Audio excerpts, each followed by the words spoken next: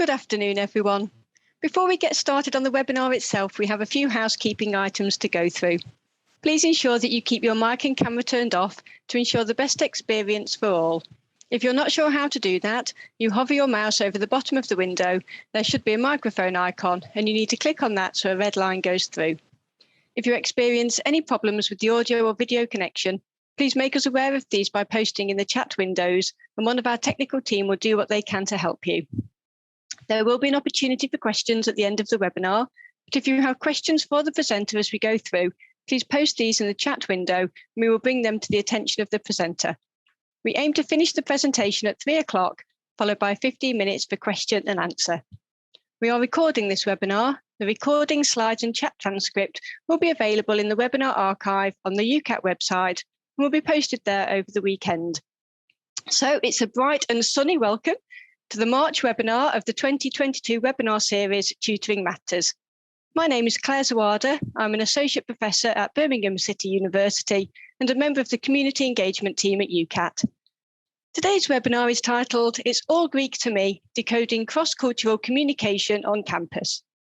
I'm going to briefly introduce today's presenter and then hand over to them for their presentation. We have Erica Payne from the United Arab Emirates, an ACADA member and previously with the American University of Sharjah. So over to you, Erica. Thank you so much, Claire. Again, my name is Erica Payne. I'm super excited and honored to be here today. Thank you so much for joining as I present on the topic of cross-cultural communication on the university campus and in the advising context. As a quick introduction of myself, almost 4 years ago, I moved from North Carolina in the US all the way to the Middle East in Dubai, where I settled in the United Arab Emirates. And while living here, I've taught at a primary school, and then I spent the past 3 years advising students at one of the world's most diverse universities, the American University of Sharjah, or AUS. I've seen quite a few of you put in the chat where you're coming from. And so just to get some more interaction, I see there are almost 60 participants, and I'm not as familiar with the advising culture in the UK. So I'd love to get to know you a little bit more before we get started. So if you want to share maybe where you're from, if you're not originally from the UK, and then either your institution or the types of advising that you do, along with maybe your favorite international cuisine. I'll give you a minute just so that I can kind of see where everyone's coming from. I appreciate some of you mentioning that it's really sunny in the UK right now, or wherever you are.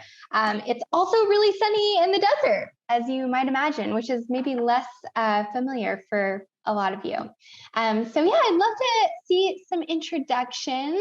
I'm looking at the chat and I'm seeing quiet.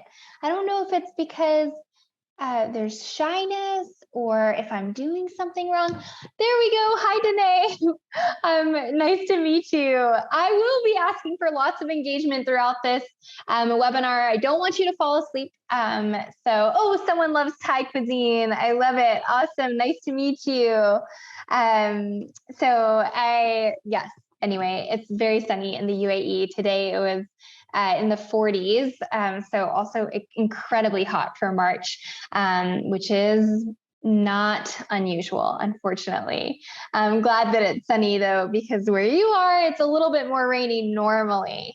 Mainly cake. Jennifer, I think we'd get along for sure. Teaching the UK. Jonathan, sounds like you should maybe come visit the UAE. Jordan's beautiful. We've got lots of different types of food. Lebanese food is my favorite. From India, joining from Swansea. Nice to meet you. Oh, your name disappeared. Awesome. As you continue introducing yourself, my favorite Malaysian dish is nasi lemak. Allison, I lived in Malaysia for a year and I do not like nasi lemak. It really, the anchovies kill me. But it is famous and I love how it comes in those little I guess, what are they? Palm leaves. They're so beautiful. Okay, so nice to meet everyone. To share a little tiny background on the UAE, if you're not familiar in my context, it's a unique little nation. It's right here in this big Middle East peninsula. And it's especially unique because it actually has more expatriate residents or people not from the UAE than native Emiratis, who you can see pictured here. So these are actually, they're only 18% of the population. The university that I previously worked at was an American curriculum university in the heart of Sharjah, which is the Islamic capital of the world. And at the university, there were over 90 nationalities represented in the student body. Today, in this webinar, I'm hoping that you leave with a broadened worldview and a greater appreciation for the thoughts and perspectives of different cultures. I do want you to know that even as I present today, I am still learning. Living and communicating cross-culturally takes a lot of humility, constantly making mistakes and growing as I go. And I hope that you will feel more equipped to do so too by the end of today. I believe that David put in the chat the worksheet.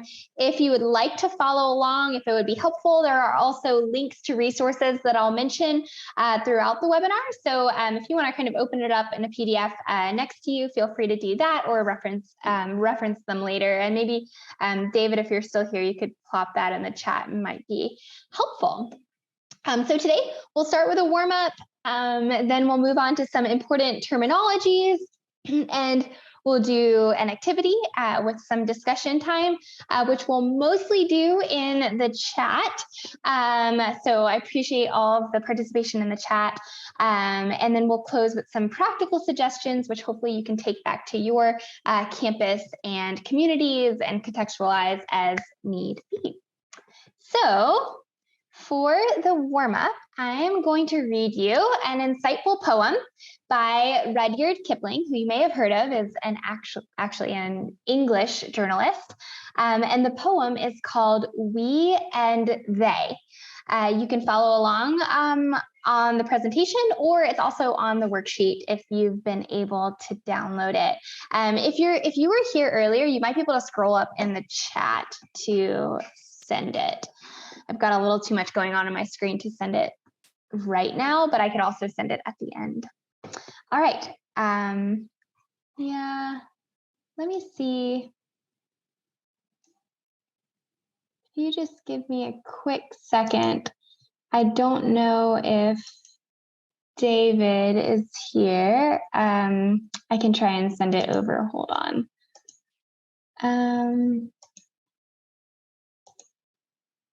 Thanks for being patient. There you go. I'm sending it again. Oh, it looks like someone else did. Oh, thank you, everyone. I didn't see that. Awesome. Let's get started. We and They by Rudyard Kipling.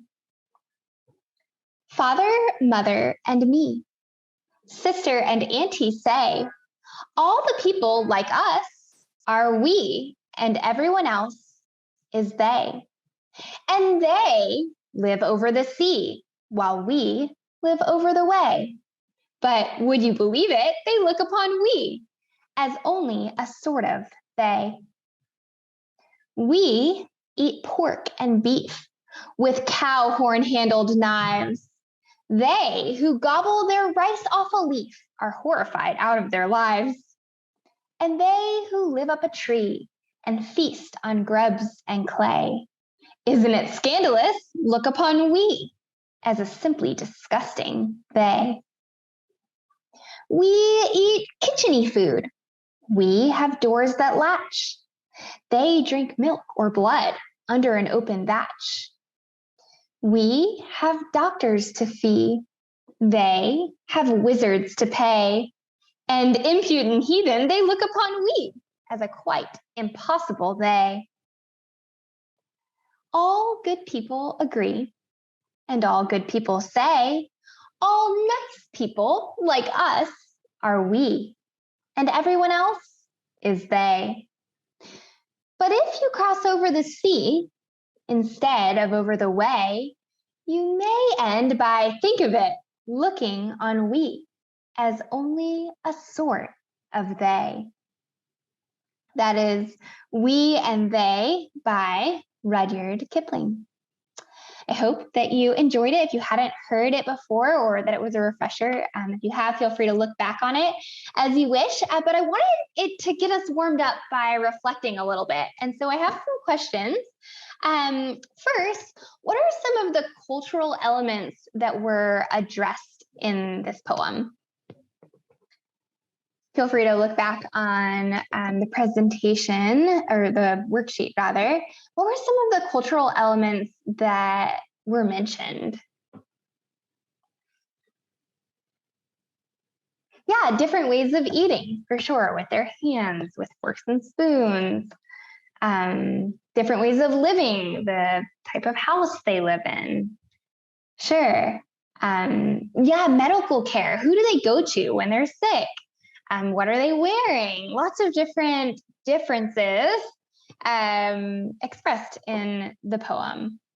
Good. So how do you see from the poem that our cultural attitudes impact how we perceive people from different cultures? How do our cultural attitudes affect how we perceive people from different cultures? Yeah, Alfredo, sort of, they're the other kind. They're different. Did you find it as a neutral different, a neutral other? Yeah, Sarah, I feel there was a little bit of like, what I'm doing is what is normal. Yeah, Annie, and what they're doing is actually strange. There was a little bit of judgment in there. Maybe some of those words. Yeah, Allison, that there was some sort of like inferior way of living, like how could they possibly think we're doing it wrong when clearly they're doing it wrong, right? A little bit derogatory, suspicious even, talking about how it's scandalous, and yet they're horrified at each other.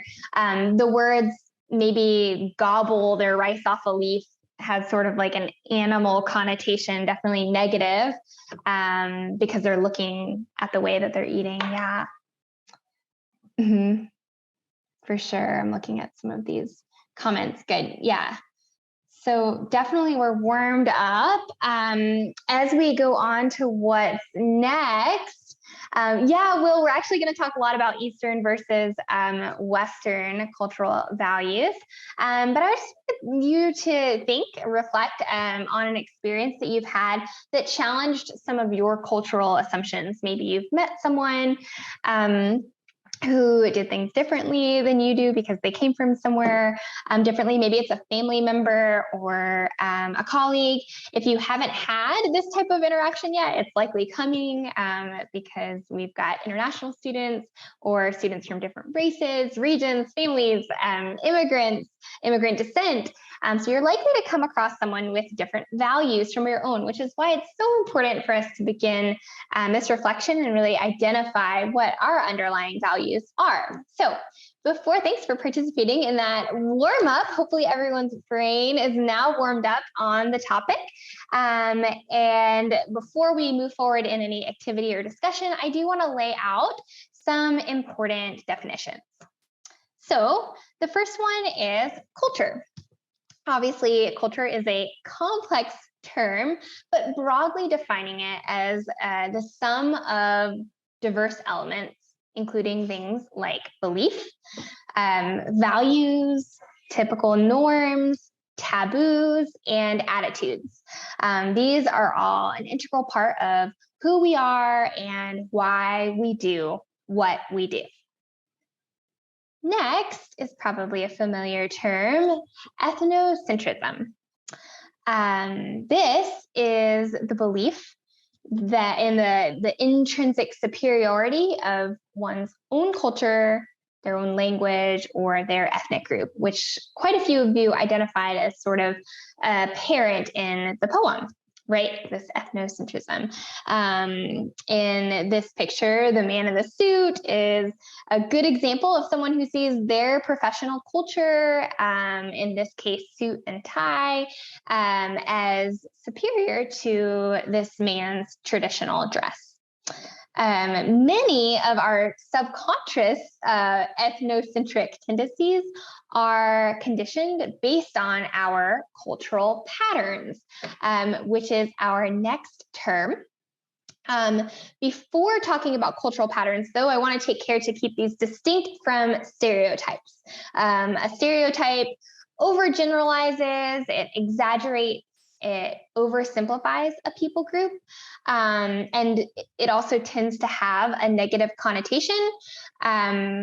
But by contrast, the cultural patterns help kind of give us insight into how miscommunications might take place between two cultures. So I'm going to give you some examples on cultural patterns. Again, these are not negative connotations, but they are trends that happen within a culture. And I think these are particularly relevant to education and the advising context. So first, individualism versus collectivism. We'll start with individualism. This is typically a pattern of Westerners. Again, this is just in general a trend. For example, North Americans, Western Europeans, in individualism, everyone looks after themselves. They value personal time, they value freedom, direct communication, speaking their mind. In advising, this might look like a student being motivated to take part in their learning process, to speak their mind, or even to respectfully question your advice or your authority. A student from an individualistic culture might be more likely to choose a major based on their own dream job or their personal passions or interests. On the other hand, a collectivist culture is where individuals will see their identity as attached to a certain group, usually their immediate and extended family. So in this culture, the actions of the individual impact the honor of their family. So they're prioritizing the goals of their group before themselves. In an advising context, this might look like a student seeing their education as primarily a way to bring prestige to their family or provision. Maybe they traveled from a different country and they want to bring honor to their family. And so they choose a major with a promising career path, maybe even one chosen by their parents. This is common in a collectivist culture.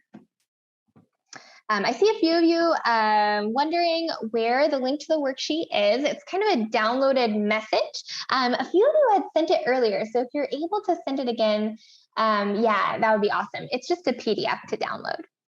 Another cultural pattern that could come up in the advising context is low context communication versus high context communication. This one might be less familiar for you. So first, in low context communication, this is typically found in Western cultures, there's more meaning placed on the words that are actually said rather than the context of the conversation. So things are not meant to be assumed. They're meant to be spoken. They're explicit, they're detailed, they're direct. So if you've heard of the idioms, don't beat around the bush or get to the point, these originate from a low context sort of Western tradition of you say what you want to say, and it shouldn't be flowery, and it should be straight to the point, with no need to make inferences.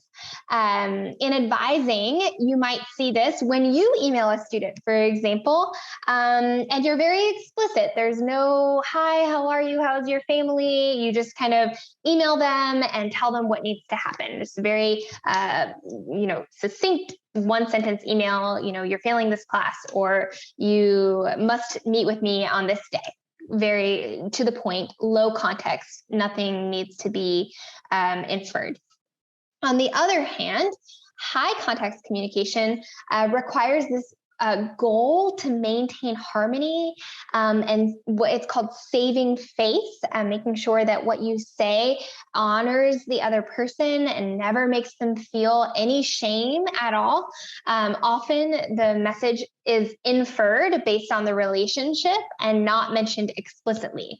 In this type of communication, the burden of meaning actually falls on the listener and not the speaker. So if you're listening to someone who's speaking in a high context, you have to figure out what they're trying to say. They might not say it directly to you. You kind of have to guess based on what you know about the person and your relationship with them. When I first started working in the UAE, I found that I had a lot of colleagues from this high context culture, and sending an email was not as productive as actually visiting the colleague in their office, sharing a coffee, asking about their family. And then they were willing to collaborate because there was this common relationship that and understanding of what needed to get done. But it started first with that relational communication and then ended in the next steps. So similar to this collectivist culture and values, high context communication puts a lot of weight on a mutual understanding that is cultivated relationally. Of course, relationships often take a lot of time, which brings me to my next point. Another cultural pattern that we find two ends of the spectrum is M time versus P time. Maybe you've heard of this. M time is monochronic time, and it stands for monochronic, and it places a great emphasis on time. Phrases like time is money often describes Western culture of productivity, promptness, efficiency. And this is, even in wherever you are in the US, I know there's a dichotomy, different regions view time differently, but on this extreme of the spectrum, time is emphasized. And on the other hand, P time is a lot more flexible. There's a higher tolerance for delays, opening times, scheduled events, because there's a much greater value on relationships in a given moment, rather than the time commitment. So someone who is on P time is usually a lot more interruptible, especially when it comes to a relationship, even if it makes them late to a meeting with you or a prior commitment. The relationship comes first. This often describes Latin American culture, Arab culture, African cultures. And then finally, the last terminology, and then I promise we'll get to an activity, most relevant to our webinar today is cross-cultural communication. This involves, as the definition says here, an exchange between individuals who identify themselves as distinct from one another in things like underlying values, worldviews, and social organization. I want to emphasize that often the way we communicate is informed by our value system. So our first activity is going to give us a second to reflect on our own values and also to consider the values of others. So this is called a Proverbs activity. I'm going to kind of show you what we're doing if you're unsure. Proverb is a short little saying that's passed down for generations. Sometimes it's silly, sometimes it doesn't seem to make sense, but it's often very reflective of the values of a culture. I'll give you some examples. First, time is money. This represents a high value on time. So I'm wondering, you probably are thinking, what cultural pattern does someone who says this follow? We already talked about it a little bit. This is coming from an M time perspective. Yeah, good, Rachel. So this, this person is going to express frustration if someone is late because they are from that M time and they value promptness. This is another English phrase. I'm wondering if you can think of what value this proverb represents. The early bird gets the worm. What value does this type of proverb show of a culture? can put it in the chat. Think about it for a second. Yeah, and you're already even going straight to the cultural patterns. This is probably coming from an individualistic culture, and that's part of the pattern. Yeah, it shows a value of being there first, of going out and getting it even before anyone else. Absolutely. It values diligence, maybe a sense of competition. Yeah, starting the day early. Absolutely, Alfredo. Making the most of the day, getting there first, being the number one. Very, very, on your own, go get it. We're going to do one more together, and then I'm going to have you try it on your own. This one is a Turkish proverb. It says, "The sheep separated from the flock is eaten by the wolf." What values does this represent? And yeah, I'm seeing the cultural patterns you're seeing. So definitely this is probably from a collectivist culture. What are some values that someone might have who says this? Suzanne, thanks for coming. Nice to meet you. I see that. Okay, so we know it's collectivism. Maybe I think that this person's probably going to have this strong emphasis on the group. Yes, strength and support, community, sticking together. Absolutely. Yes, these are some values. So the person coming from a collectivist culture is going to see that, yeah, there's safety in numbers. Community is the most important, working together. A very different proverb than the early bird gets the worm, right? In this case, it's, whoa, don't be the early bird, be with the rest of the group. Relationships are more important. Absolutely. So again, that Turkish proverb reflects a culture that's very different than the one that we just saw about the early bird. So for sure, again, coming from a collectivist culture. Now I'm going to share a link to a Padlet with proverbs from all over the world. If you're unfamiliar with Padlet, it is kind of like an interactive whiteboard. I'm putting it in the chat so that you can go ahead and click on it. It looks a little bit like this. And I'm going to give you a few minutes. I'll put some music on to read over these and interact with them. And then I have 2 questions for you to interact with. You can comment, you can like, you can respond. You don't have to create an account. You can just respond anonymously. But what value or values does each proverb represent? And you can think of values as those cultural patterns or just values underlying those cultural patterns. And then if you want to go a step further, what might this look like in an advising context?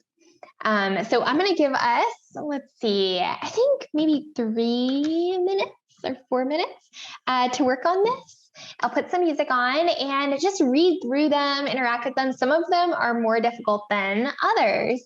We'll see what you've got. I'll also pull it up here.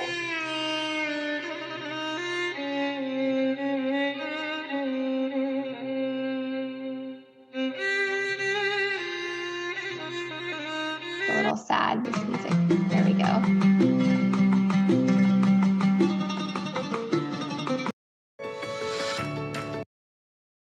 Oh no, an ad just came up. It's like for Japanese proverb. Someone's not heard of it. It's new. Again, community is important. Good. The nail that sticks up is hammered down. Similar to the sheep one, right? Oh, I love this. Someone gave some thought on that Japanese proverb, not speaking up or giving your own opinion.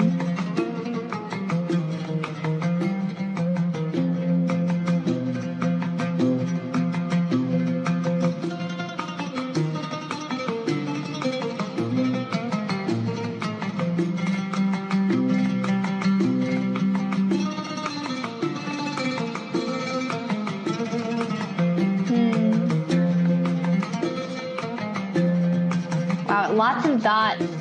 Appreciate it. The tall poppy syndrome. I might have to have someone explain that to me. I've never heard that. Who've moved away from the group.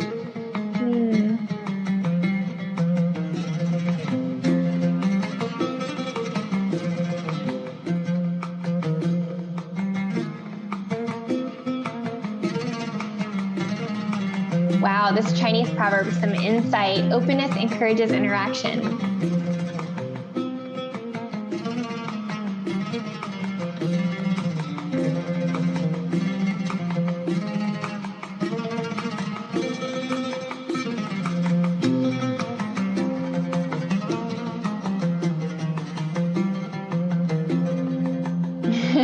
I'm sorry, Andrew. No worries. You can post your comments here. As long as you're able to kind of see the proverbs, and I have them shared here as well.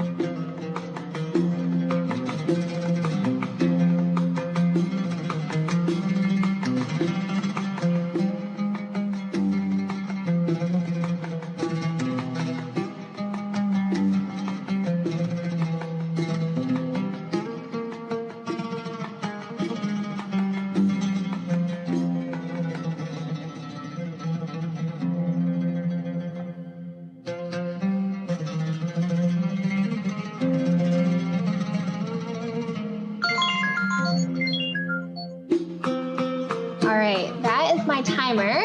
I'll take a look at some of these because I see some really insightful thoughts on how this might show up in advising. So if you put up something like that, I'm going to just read over some of that. So feel free to keep on looking through these. I love this Yiddish proverb, he who puts up with insult invites injury. Someone, Annie, I see, said the importance of pride and honor, not handling UK sarcasm. And then this advising advice, this person from a Yiddish culture maybe might come across as aggressive or dominating. Yeah, exactly. There was another thought on advising. I've lost it. This Russian proverb, as you cooked the porridge, so you must eat it. Yeah, being responsible for your actions. Make your bed and lie on it. Yeah, taking responsibility. So this person might be one who does take responsibility a little more than maybe a different culture. Yeah, Spanish proverb, in a closed mouth, flies do not come in. Thinking before you speak, being careful how you communicate, valuing silence. I wonder, like in an advising context, someone coming from this culture being a lot more careful about opening up or talking a lot, being transparent about like how they're really feeling. Yeah, keeping controversial views to yourself, keeping a lot of personal things to yourself. I think it might be harder for that kind of student to open up. Yeah, so wow, there are so many awesome comments in the African proverb, the man who has bread to eat does not appreciate the severity of a famine. Someone said in an advising context, encouraging sharing and communal work, peer working, yeah, and seeing other people's perspective, realizing what other people might be going through, having empathy. Absolutely. Wow. Some really insightful thoughts in these. Amazing. Thank you so much for sharing these thoughts. Feel free to continue kind of browsing what everyone has said. We will go ahead and move on just for the sake of time. But hopefully that was enjoyable and that it kind of gave you a chance to think, okay, wow, the underlying values of a culture really do impact how someone might respond, even in a like school education context. So these were some amazing thoughts. Now we're going to get a little more practical. So I've created 2 cross-cultural communication scenarios for us to kind of take a look at. That might happen in an advising context. Now, I'm not sure exactly what your advising context look like, and mine even has changed over time. So if this isn't exactly what it would look like for you, feel free to kind of imagine what it would look like for this type of student in your context. So first, in this scenario, and then again, you'll look in feel free to respond in the chat. Pretend that you advise a student named Mariam. She has high grades, so she's doing really well, but she hasn't completed her required advising sessions, or whatever the equivalent is where you are. So she has an appointment scheduled with you, but she emails you 15 minutes after her scheduled appointment. And the email says the following: "Hi, Professor, I won't make it to our meeting today. Please send me the information I need for registering next semester. Your student, Miriam." what is your initial response to this email? Not your actual response that you send to her, but in your head, you were just waiting for her. She was 15 minutes late and then emailed you. She never came. What is your initial response to this type of email or scenario?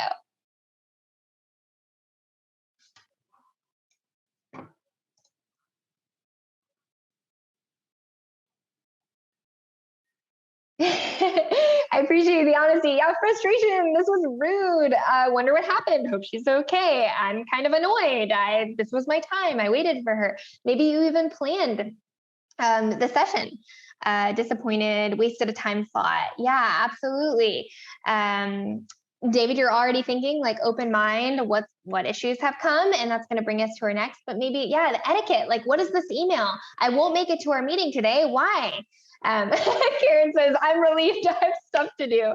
Oh, that's awesome, especially if you're really busy, I can imagine. Okay, so now let's imagine we've got this background for this student. And maybe you didn't know this, but Miriam is a second-generation American from an Iraqi family. Maybe she's living in the UK or anywhere in Spain. Although she is a dedicated and organized student, her family always comes first. At 1 p.m. on the day of the meeting, her aunt surprises her family with a visit. And in order to honor her aunt and provide hospitality, Mariam runs upstairs to dress up and prepare tea. She's also asked to help watch over her cousins while her aunt stays. After realizing she's missed her appointment, she resolves to send you an email. But she doesn't provide an excuse because she feels a message like that would be direct and would show you disrespect. So now, with an understanding of some of the different cultural patterns we talked about, maybe consider what cultural patterns is Mariam coming from, and does that help your response or change your response or your frustration at all?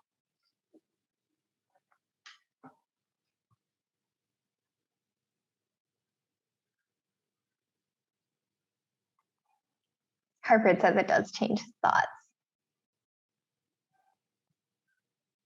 A little more sympathetic. Yeah, the P time. It's definitely, she's like, this is what I value most right now. My aunt is here. I'm going to honor my family in this way. Absolutely. Annie says, as long as she's okay. Yeah, and of course, we're thinking like, okay, we're hoping that she's okay. Yeah, I think this is realistic, Bridge. There should be some room for like expectations. And maybe next time you can say, hey, I actually really appreciate when you give me the reason why you're not able to make the appointment. And if you could tell me in advance or something like that. Absolutely. And that's where kind of an understanding, some compassion on your end and a realization that like maybe the reason she didn't give an excuse is because she was trying to respect you, and your understanding of that can help bridge that gap. Ray said it would be good to help her understand the implications of operating in this way in our context and how it might be interpreted. Absolutely. And that's actually an interesting point, Ray. I am working in their context in a lot of ways in an Eastern context, but you are probably in a Western context, depending on where you are. So they're kind of in yours, and teaching them what the expectations are could be really good. Absolutely, and in an appropriate way, in an understanding way. And we'll talk a little more about how to kind of work through that and get to know students as well. But really good point. One more scenario, and I appreciate your thoughts and kind of as you process that. Next, Ahmed, and these are scenarios, again, that I've seen in my context. I've tweaked them a little and protected names, but just similar to what I've seen in the Eastern context or Middle Eastern. Here's Ahmed in scenario 2. He's a first-year student from Egypt studying electrical engineering, but he's failing 3 classes in his first semester, and 2 of them are math and physics. On the bright side, he's performing well in his psychology and writing classes. So he has even shared that he really enjoys his reading assignments. So his advisor is concerned about him continuing in lots of math and science courses to finish his engineering degree. The advisor instinctively suggests that he consider an alternative major in light of his strengths and interests. Ahmed smiles and laughs a little bit, but then withdraws and asks if the meeting is finished. Why do you think Ahmed withdraws? And could anything have been done differently? Yeah, Bridge, immediately you're like, oh my gosh, maybe his parents have expectations. Ahmed's studying what his family wants him to study. Yeah, that family honor. Maybe he's traveled abroad and his family is so excited for him to come back as an engineer. What could be done differently, though, in this scenario? Because we're still wondering how to support Ahmed, who's clearly loving one area of schooling and not the other. What are some other ways we maybe could support him? Yeah, there might be external pressures. Maybe he's having a learning difficulty. Yeah, maybe there's a diagnosis. He's like just actually really struggling with math for a clear reason, but he doesn't want that on his record. Absolutely, that could be taboo, especially in different cultures with the family and the shame and saving face. Yeah, a coaching approach. Absolutely. We'll talk about that too. Questions instead of immediately making a suggestion. Absolutely. Maybe he needs some more support, connecting him to resources, or yeah, that suggestion for strengths. Absolutely, Rachel. Why did he choose engineering? Getting to know him a little bit. If this is your first time meeting him, finding out what's been challenging. Wow, lots of amazing thoughts here. Advisor needs to discuss this in more detail on Zoom for sure. There needs to be a little bit more of an understanding here. And then just approaching it with some sensitivity. Okay, there's a reason the student is in engineering. Let's find out why before immediately saying, whoa, this is clearly not for you. Absolutely. And until we know his story, it's hard to draw assumptions. We actually don't know. Maybe he's like, has always had a dream to be an engineer. It has nothing to do with his family, but we want to get to know him a little bit better. And his advisor could ask a few questions, as you've said, before suggesting a change in major.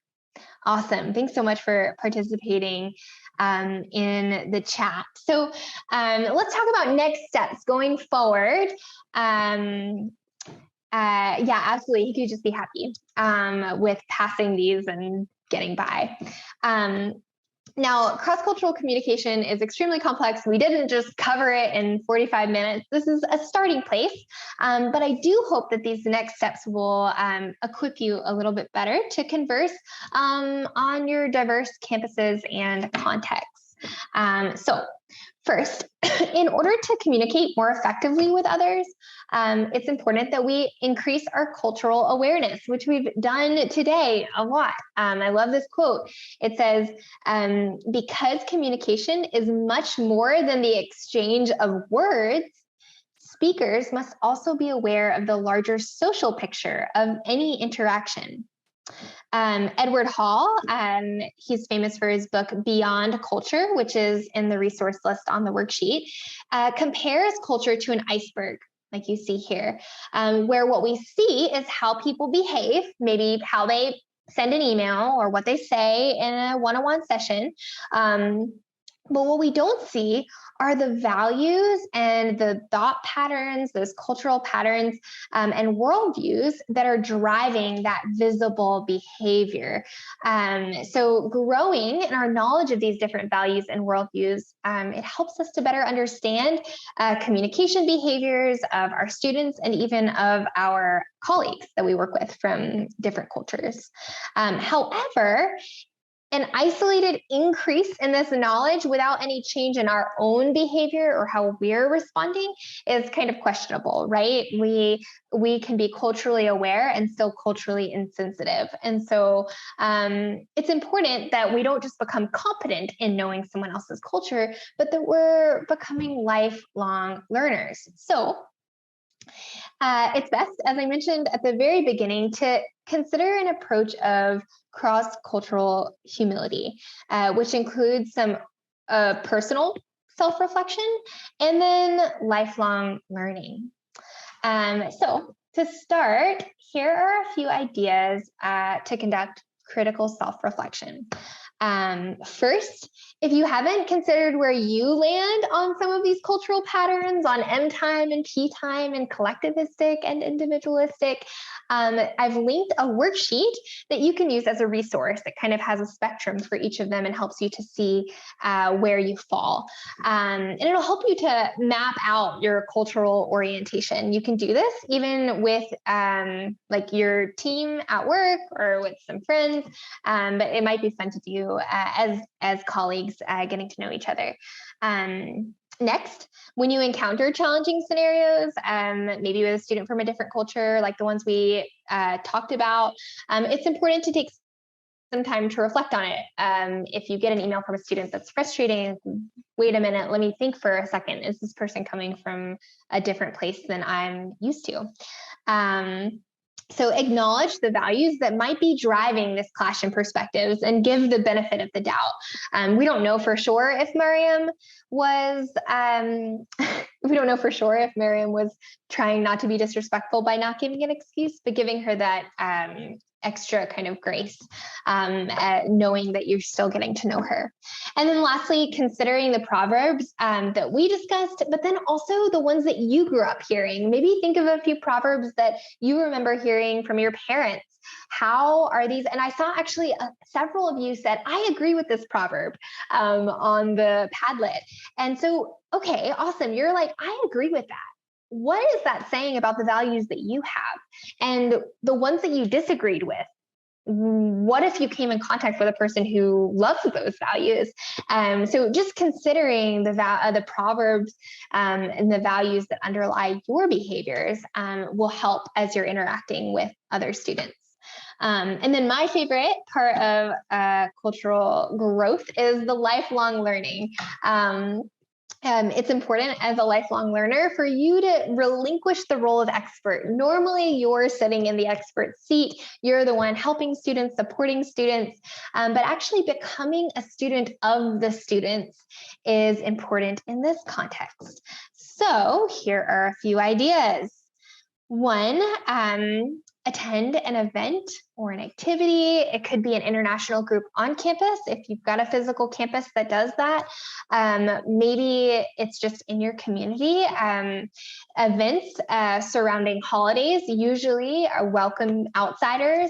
So something like Chinese New Year around February. Ramadan is coming up for Muslims. And so breaking iftar after the sun sets is a really great way to learn about that culture and faith. Attending dances for Diwali are really fun. Just great examples of how you can get to know different cultures by participating in your local community or on campus. And they're really fun ways to get to know other cultures. These are amazing parts of different people groups, and it's definitely will enhance your advising. And then taking time to listen to the story of your students, which it sounds like many of you immediately thought we needed to do with Ahmed. So asking questions that give insight into their background and family. And what I recommend is to, if you don't know that much about a culture, to admit your ignorance. I feel like I've had to do that a lot lately, especially living in a really diverse country where it's not like I can sit and get to know only one culture. I was working with students from 90 different nationalities. So each of them were so different. And I constantly was learning about where they're coming from and who they are. And it doesn't take that long to ask 5 questions. So that's my next point, is to go 5 deep, which a lot of you were saying part of coaching is kind of pulling that out. Ask questions. I recommend starting with kind of more shallow questions. And then maybe your 5th question is a little bit more deeper to help get to know your students. So before giving advice, ask 5 questions. And some examples could be like, why did you choose your major? Why did you choose this university? Those are kind of more shallow, easy questions expected. Others are, what brings you joy? Or what did you do that was fun this week? How did you have dinner growing up? Who's your support system? Those type of questions. Another one could be, if money was no object, what would you want to do for the rest of your life?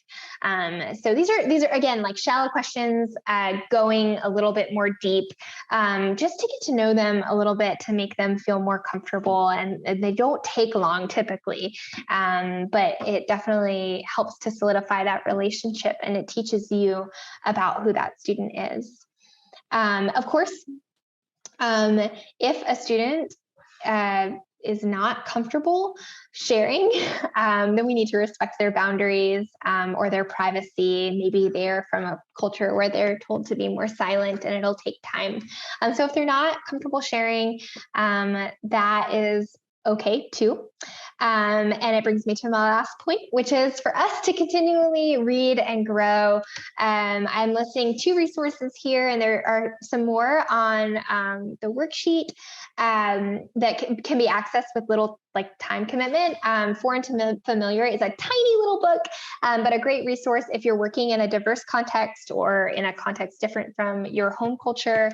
And then a lot of this presentation was inspired by an article from a colleague, a mentor of mine, Dr. Ahmed Al-Issa. He wrote, "When the West Teaches the East."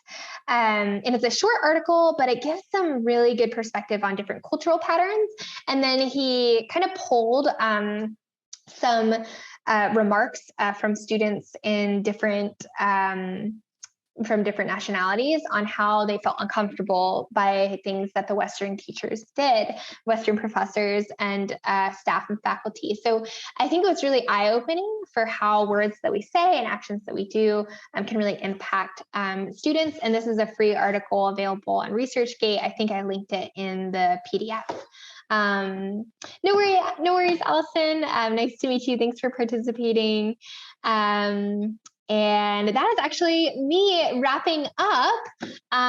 So really actually appreciate all of you participating so much. The Padlet was amazing. So many different really mature and insightful comments. These are my references. I think a lot of them are linked on the worksheet. Resources discussed are also on the worksheet. I hope that it will serve as a toolbox for you as you continue being a lifelong learner and communicating with cross-cultural humility. My contact information is, lots of resources. My contact information is here. Feel free to send me an email or connect with me on LinkedIn.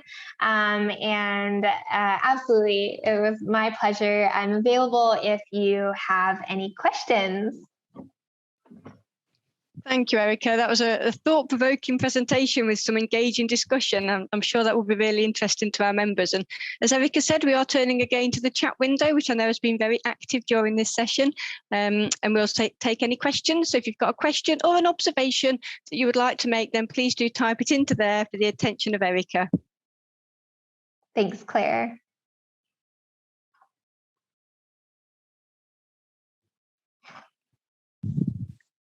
People are generally kind of saying how interesting and helpful the session was, Erica. I think it's been one of the busiest chats that I've seen during our webinars.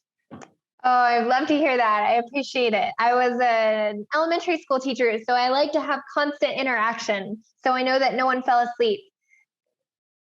Thanks, everyone. Alfredo, I see your question. I still have the tendency to consider my way the correct one and desire to bring students to my ways. Am I the only one? Definitely not, Alfredo. And I'm sure others will agree that it's hard. Sometimes I'm like, surely this is the correct way. I think, and I don't really have like a direct response besides you are not the only one. This is a very challenging thing. The more I get to know people and how they act and why they act that way helps me to build perspective. Relationships is what's helped me the most. because from afar, it looks so wrong and frustrating. But as I see someone's family, it makes more sense. Although I think someone earlier in the chat mentioned how if you are in that Western context, sometimes it is helpful to build those expectations, because there is a common expectation for your campus or context that might need to be respected, but they might not realize what they're doing. Hope that helps. You're not alone, for sure. That leads on to Alison's question, where she's put, how do we help students to learn about the norms of the culture that they've moved to study in so that they understand the context? Wow. Yeah, that's actually, I feel like in my case, I am the one leaving my context, although we do have some international students. But I think that's it's a good question maybe to discuss with your team. I think maybe doing that cultural pattern activity could be good, building that awareness for those students, because they might not even realize where they fall. So maybe even in a session, if you had time, or in a group like workshop, you could do that activity of building the raising cultural awareness is important, because they might not even realize that there's those differences and why they're feeling frustrated. So if you're able to have that conversation in a diverse context, it could be helpful.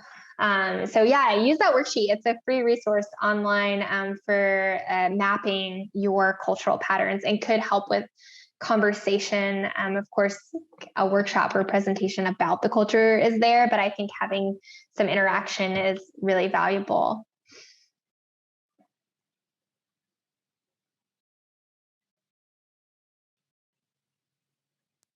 And do you have any advice about encouraging tutors to make time to delve into the issues raised? Sorry, I want to encouraging tutors to make time to